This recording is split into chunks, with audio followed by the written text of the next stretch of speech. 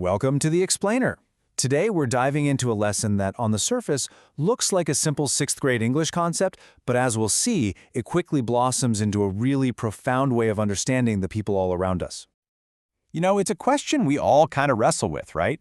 We make snap judgments based on what we see every single day.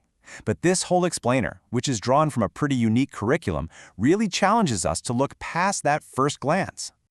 At the very heart of this lesson is this fundamental tension, this gap between the face we decide to show the world and the messy, complex reality of who we are on the inside. This is the core idea we're going to be unpacking.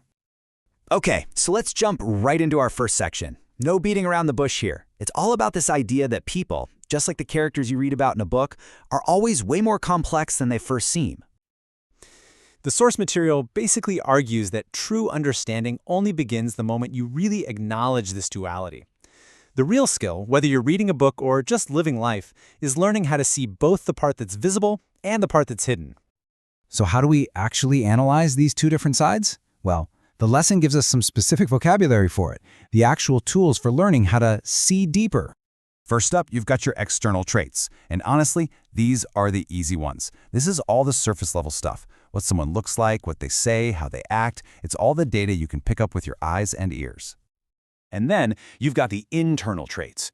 This is the whole unseen world. A person's private thoughts, their fears, their secret hopes, their core beliefs. This is the stuff that really drives what they do, but it's so much harder to see. This table really makes it clear, doesn't it? Wearing bright sneakers? Obviously external. Feeling nervous in a crowd? Yep, purely internal. But now look at speaks with confidence. That's an external action, but it could totally be masking an internal feeling of deep insecurity. And that's where things start to get really interesting.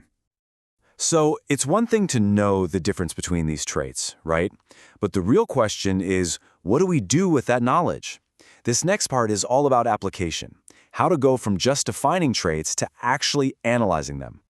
The lesson lays out this super clear 3-step method. First, you just observe the external, what they do, what they say.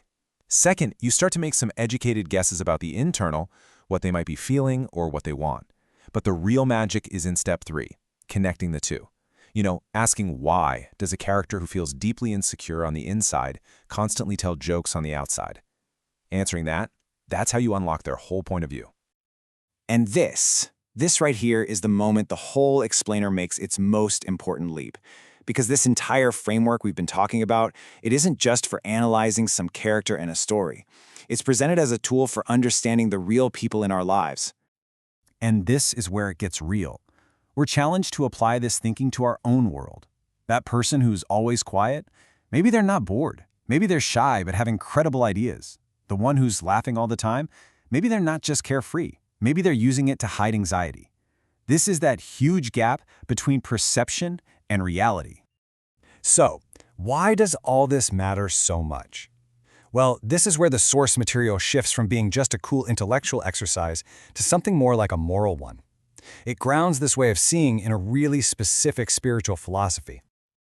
This one line from the lesson, wow, it really captures the essence of the whole thing. It's about paying attention so closely that you start to notice the emotion behind the expression. It's a direct call for empathy. And to ground this philosophy, the lesson points directly to a quote from the book of John.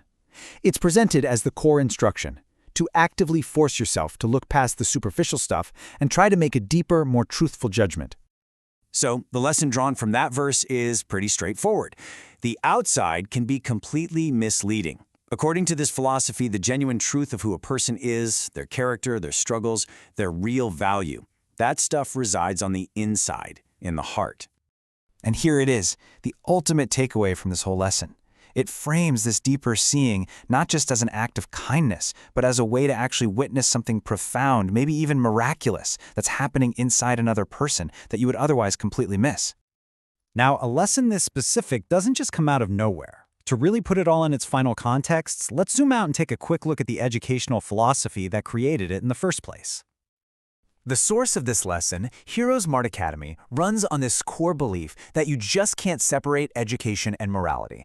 For them, the goal isn't just to teach English concepts, it's to use those concepts as a vehicle for moral and spiritual development, which they believe is what ultimately leads to real peace of mind. And so, we end up right back where we started, but with a new lens. The lesson asks us to move beyond just simple observation to something more like compassionate understanding, and it leaves us with a challenge, a question. Armed with this framework, how might you look at the people you meet today, not just for what they show you, but for who they might truly be on the inside?